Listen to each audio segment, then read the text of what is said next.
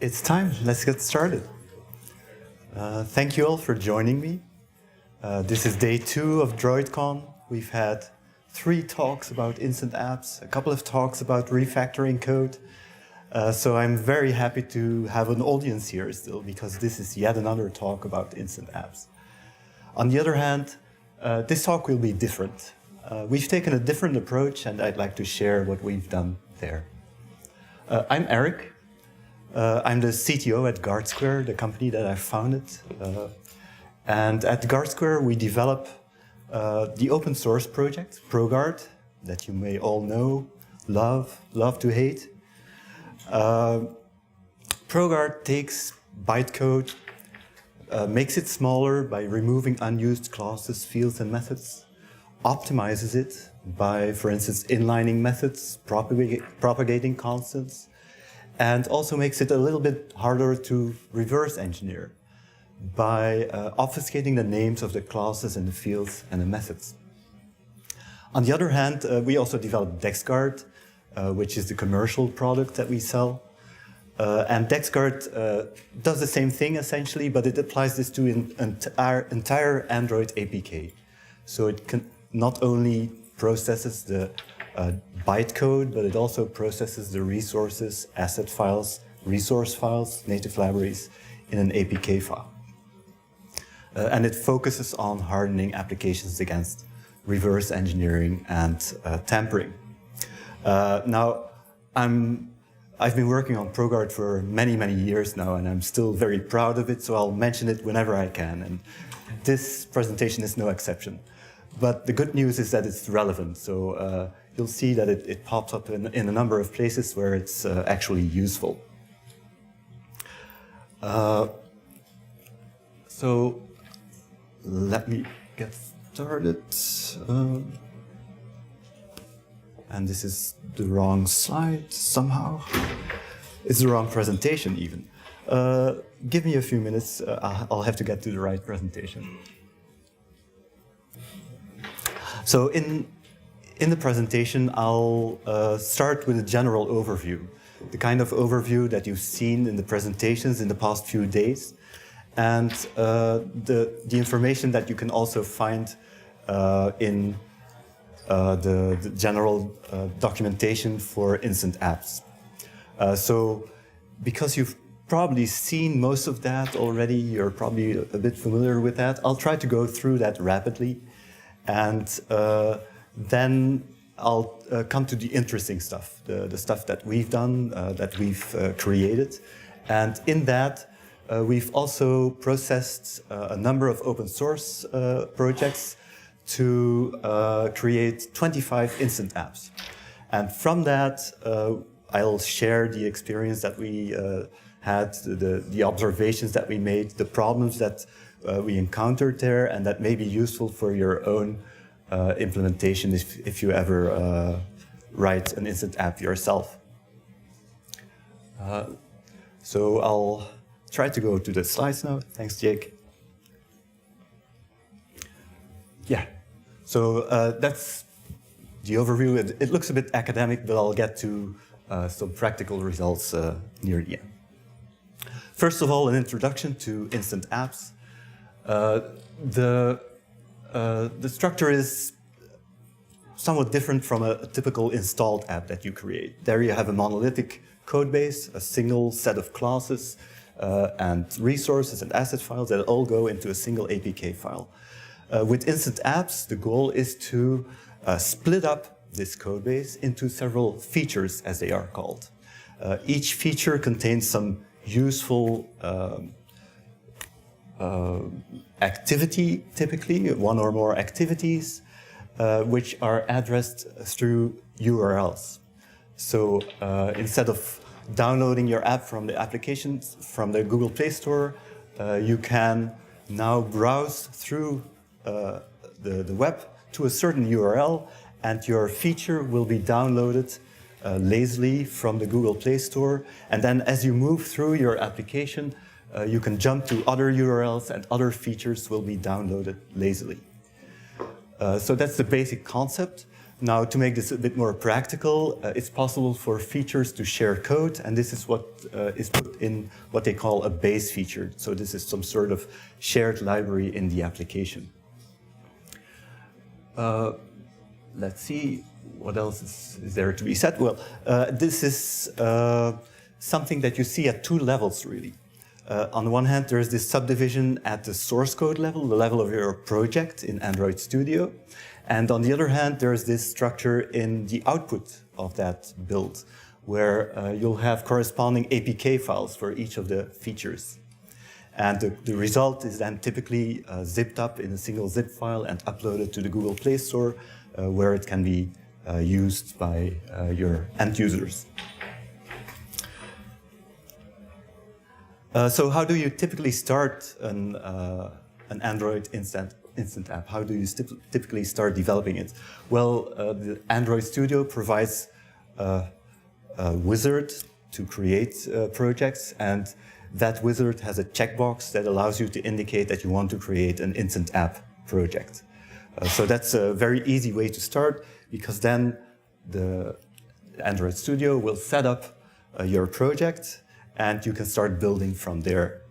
And because we're interested in the internals, I'll start by looking at the input that you create in your project, and then move on to the output that comes out of that. And I'll go over it quite rapidly. It's something that you can also find in the documentation. So your project will then contain several modules, each corresponding to a feature of your instant app. There's the base model corresponding to the base feature, and it's fairly standard. It contains a build file, it contains an Android manifest file, source files, asset files, and so on. And similarly for features that are built on top of that library. There's also an almost empty module in the project then, which is the instant app module. And I'll show in a bit more detail what these modules contain. If you look at the base module, it contains this build file and the Android manifest file. The build file is pretty much like a library build file, except that instead of using the library plugin, it uses a feature plugin, which is new. And there is an indication that this is a base feature, so a feature that contains code and resources that can be used by all the features that build on it. It also specifies the feature that depend on it. And the Android manifest, on the other hand, is almost empty, because all of the activities that will go in your application will be specified in the actual features. Looking at one of those features, a feature module, it also contains a build file, it also contains an Android manifest file. You also apply the feature plugin there, and in this case you have to indicate that this feature depends on the base plugin, because it wants to make use of all of the code and resources that are there. And the activities of this feature are specified in the Android manifest file. What's a bit different from usual activities is that they specify a URL to access that activity. So by going to that URL, your activity will be possibly downloaded and launched. In addition to the changes in the build file and the changes in the Android manifest file, there will also be some changes in the code of your application. And most notably, when you create an intent to go from one activity to another activity, instead of specifying the class of that other activity, you'll specify the URL to go there. So there are all these small changes in the code and the Android manifest and in the build file, but nothing too serious. It's still manageable. If we look at the final module that you'll have in your project, this is the instant app module. It applies the instant app plugin, and this is the one that ties together all of the other modules in the project. It specifies all of the features that you want in your instant app application. So in conclusion here, there's not that great a difference between a standard Android project and an instant app project. It's just that you'll have typically more modules, and each of these modules contains files with slight differences from what you're used to seeing, but it's not that dramatic. It's just there is a bit of ceremony about it. And of course, at that point, you'll have to start developing these individual features, and you'll have to make sure that they remain independent and only build on the base feature. Now, we're more interested in the deeper technical details. So we'll have a look at the output that comes out of this. If you build your project in Android Studio, it will launch Gradle and all of the Android tools, and they do all of their magic, and you'll get your APK files out of it, your instant app APK files. And looking at those APK files, looking at the contents, they contain compiled files, compiled Android manifests. But having a peek inside there, you can see that they're essentially the same as traditional files, but they contain slight indications that it's about, in this case, for instance, a base APK. Or in the case of a feature APK, there are some other elements and tags that indicate that it's a feature APK, and that that's the way Android and the Google Play Store can tie everything together. And going into even more detail, your feature APKs will also contain those resources and the R constants that you have in your application. You may have noticed at some point that they typically start with 0x7f and then some number as a numeric identifier of resources. Well, that's still true for the base APK, but if you look in the feature APKs, they'll start with 0x80 or 0x81, and this is to allow these different feature APKs to be combined together in a single process without the resources clashing. So again, it's pretty much like a standard APK, but there are tiny differences in various places. At that point, you'll probably want to launch your instant app. You'll probably do that by clicking the play button or some Android task, some Gradle build task. Or you can upload your instant app to the Play Store and test it from there. There is a somewhat undocumented feature of ADB that allows you to install all of the instant app feature APKs all at once, and then you can launch it through ADB shell AM to sending an intent to that instant app. It's something that we found very convenient, just to be able to launch and install and launch applications very quickly. In practice, this will lead to some sort of hybrid situation where all of the APK files are uploaded and installed and run at the same time. But we found it very useful for testing. Okay, so at that point, we've created a new instant app. But what if you want to refactor an existing project? And this is a situation that most of you will be in, where you already have an application and you want to create an instant app version of that. Well, you'll have to start refactoring the code. So you start from your original project. It contains all of the elements that go into an application to create an installed app. But you'll need to refactor it, just like when you create a new project, into all of these modules in Android Studio. And you'll have to adapt all of the build files. You'll have to adapt all of the Android manifests. You'll have to adapt all of the code that creates intents, for instance. And then at that point, you can also build your application. You can still build an installed app, but you can also build your instant app at that point. There's nothing spectacular about it, except that it may be a little bit of a daunting task if you have a huge code base. It feels a bit like playing a game of SimCity, where you have to move around resources to get your app running properly, or to get your app split and built properly. If it works well, then it's fantastic. If it doesn't work, then it's chaos and frustration.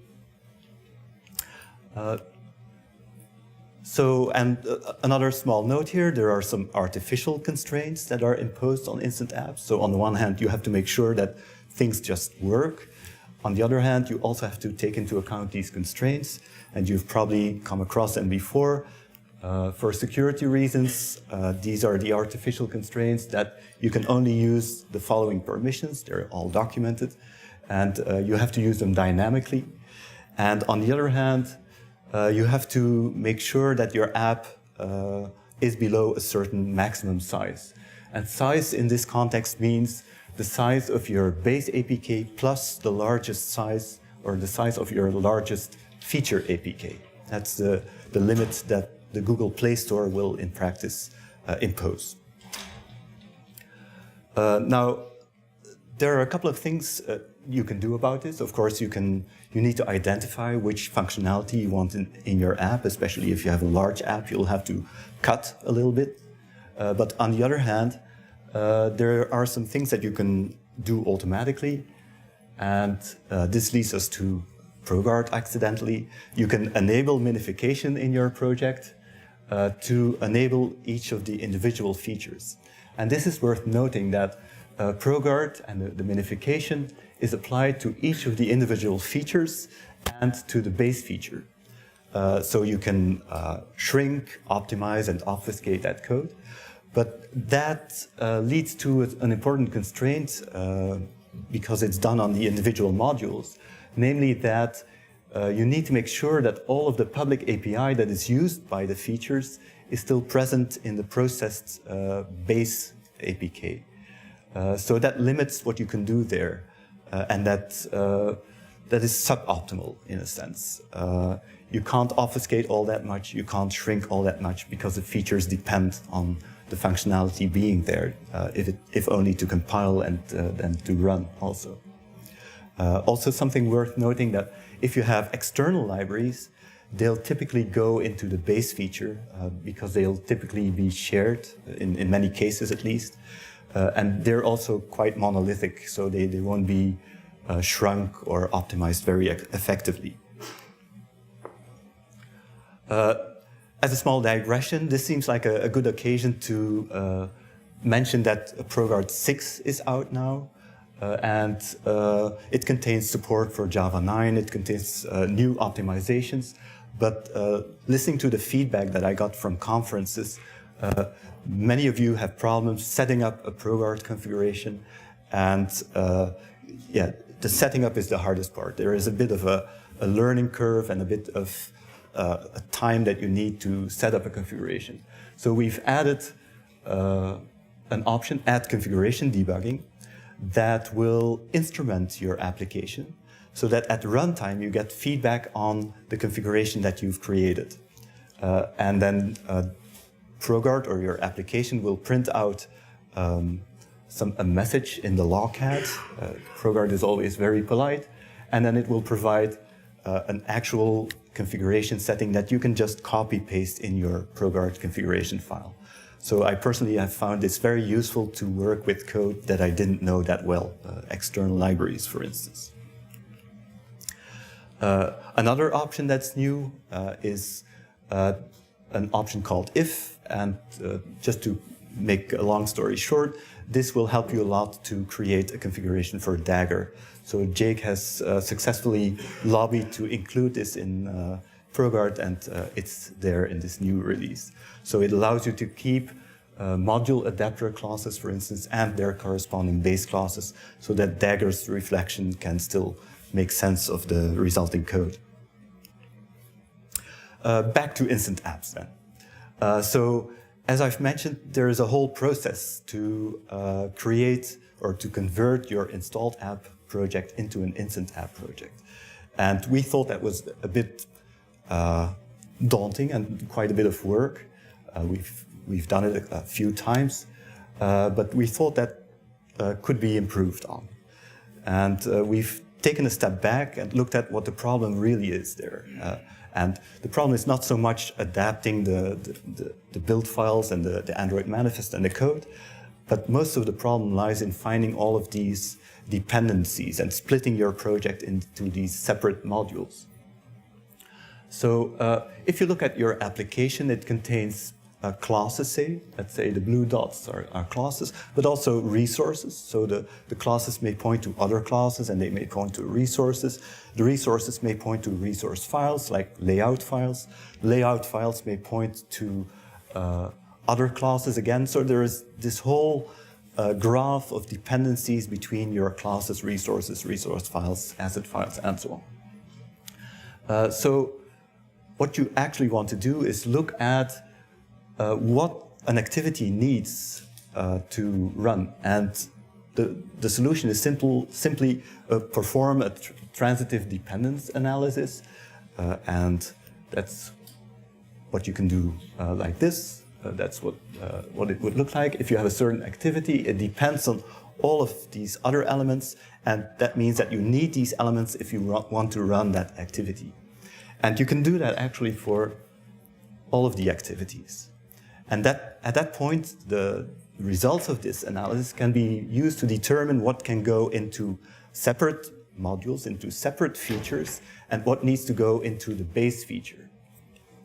So that's indicated like this. So the gray parts, light gray parts, can go into their own features, in their own feature APKs, and the dark gray part needs to go in the base feature because it's being shared by one or more, or two or more features. Now, this is a process that you already do mentally if you start splitting your project into several submodules. But actually, it seems like a quite mundane task, quite a mechanical task, and a computer could do that way more effectively.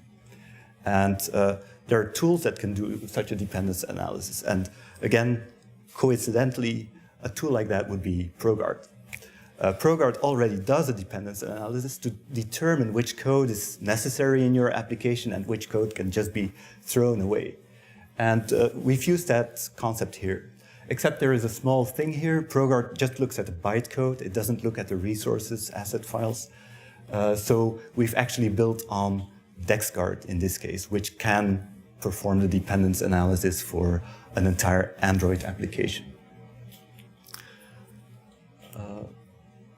So that's the process that we've come to. We've created this implementation on top of DexGuard to automate all of that. So you can start from a standard Android project. You go through your build process. You can build a standard installed APK, but you can also build an instant APK or a set of instant APK files. And in that process, there will be this dependence analysis, there will be shrinking, optimization, obfuscation, and also the partitioning into these APK files. So that's a lot more attractive, and you can already imagine that it's more effective also because the automatic analysis can do this at a way finer level of detail than you can do in your source code, especially if you consider monolithic libraries, for instance, that you couldn't split in your source code. And it will also be done at build time in just a couple of seconds. And every app will therefore be optimally split into feature APKs. So that seems a lot more pleasant. And to make it a bit more tangible, this is what it looks like in our implementation. So there is a build file that contains, that refers to ProGuard files, or in this case, some DexGuard files. And it could be any type of build file, really. So this also works with Ant or Maven or Eclipse even, anything you want. You can even work from build APKs if you wish. But the essential part is in the ProGuard or DexGuard file, where you can specify the features that you're interested in. They all have a name, they refer to an activity in the application, and each of these activities corresponds to a URL. And then our implementation will just go about the build process. It will modify the code, the Android manifest, and so on. And most importantly, it will split everything into the specified features. So yeah, these are the advantages that I already mentioned. So at that point, we had a new toy, so we had to play with it.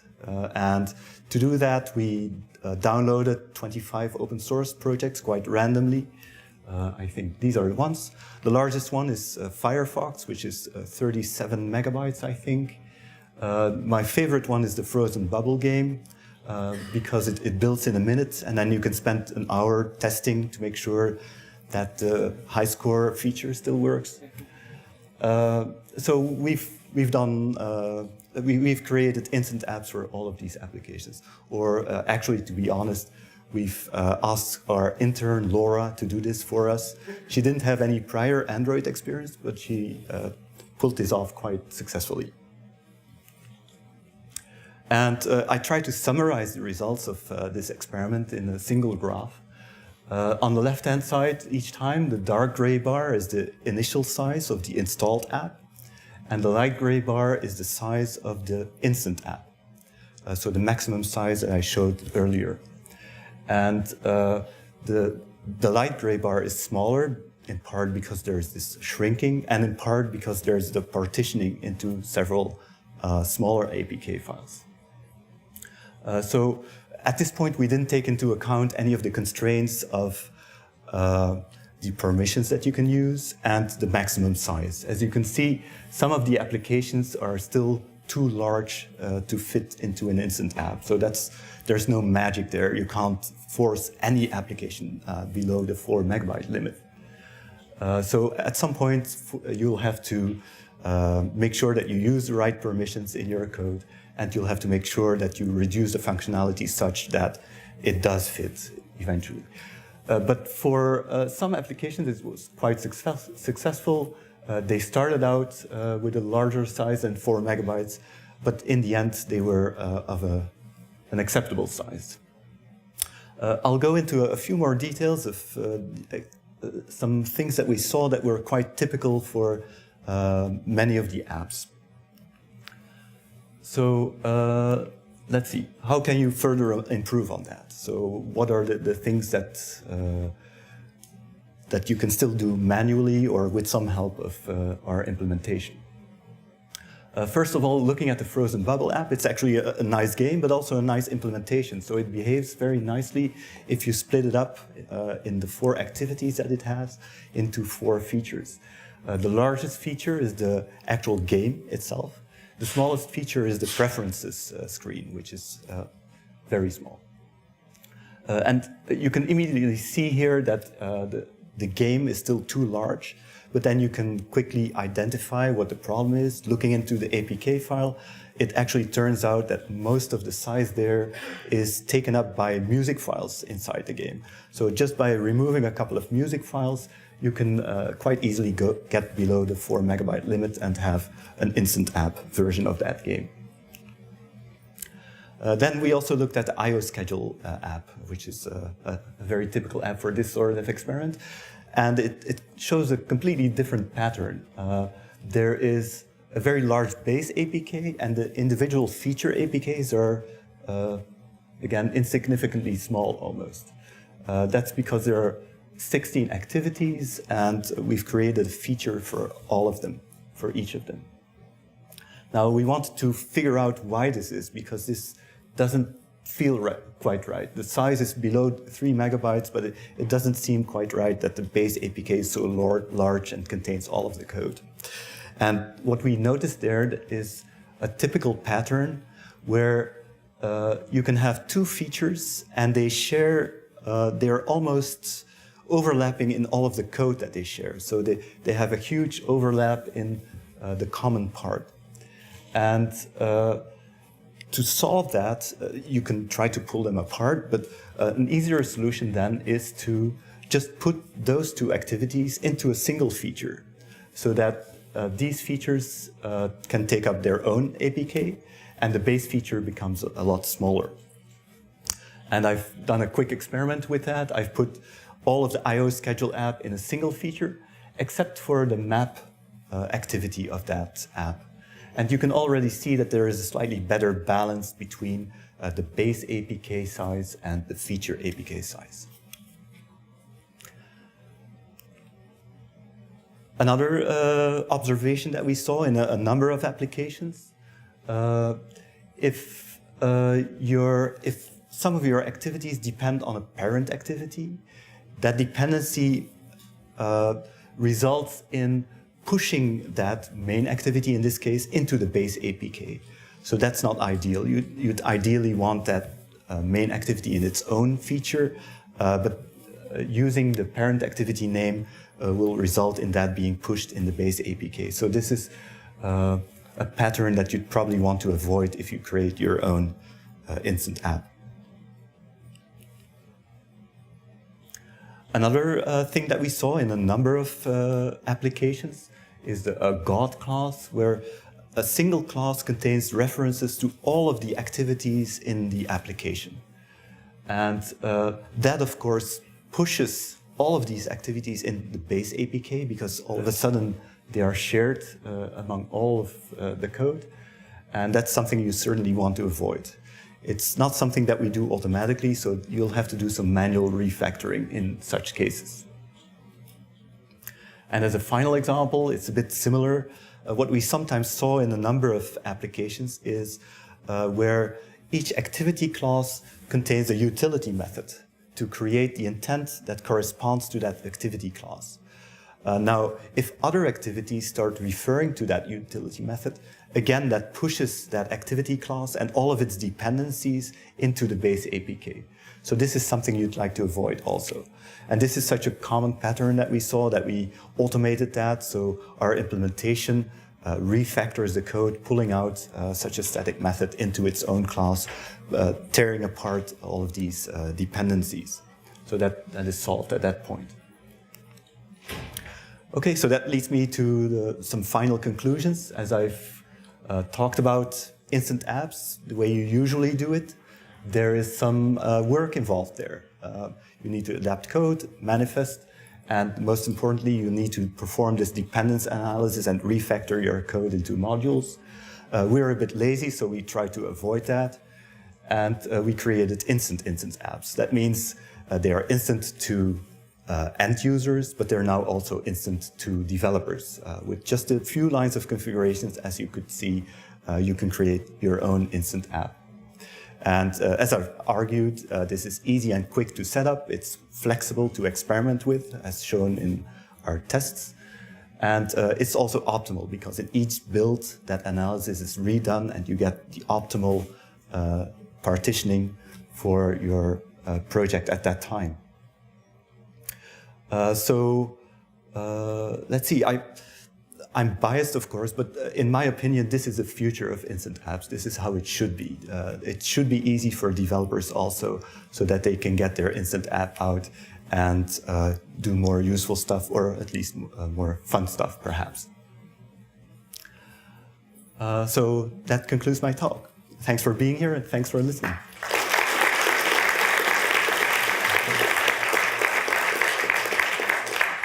So I've had help from my team, a number of engineers and interns. And if there are any questions, we still have some time.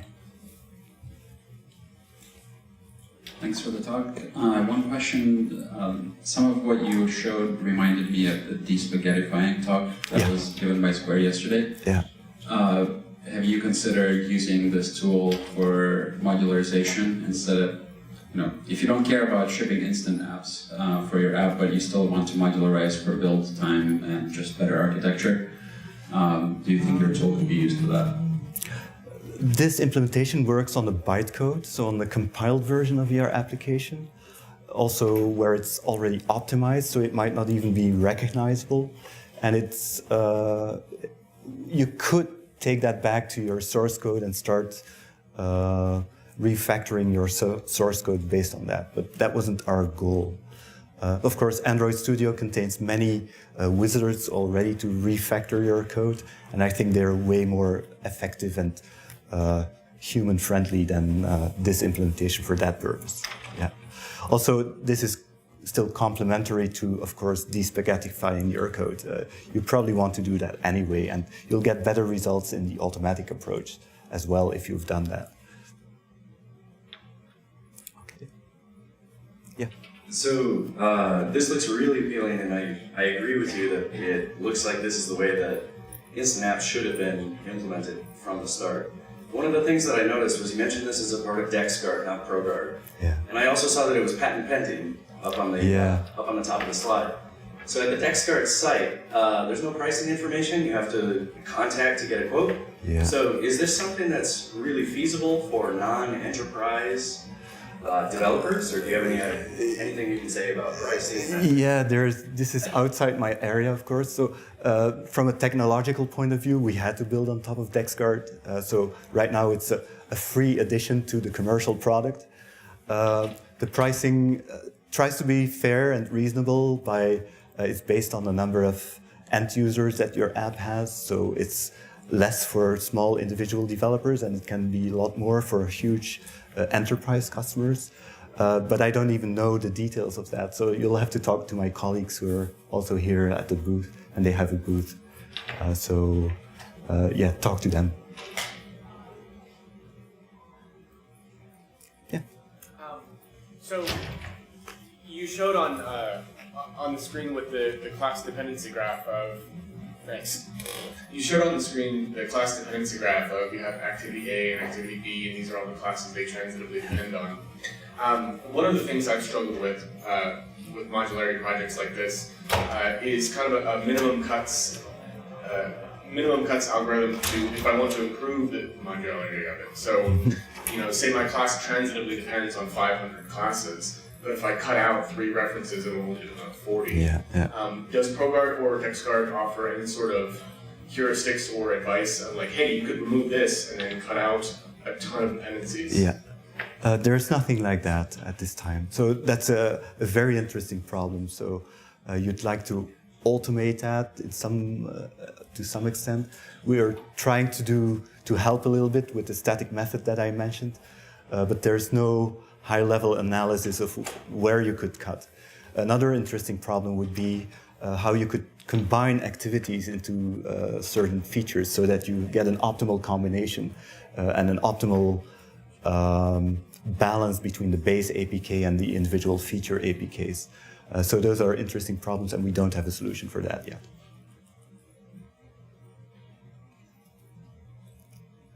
Any other questions? Okay, that'll be it for now. I'll be around if you come up with anything new. Thanks.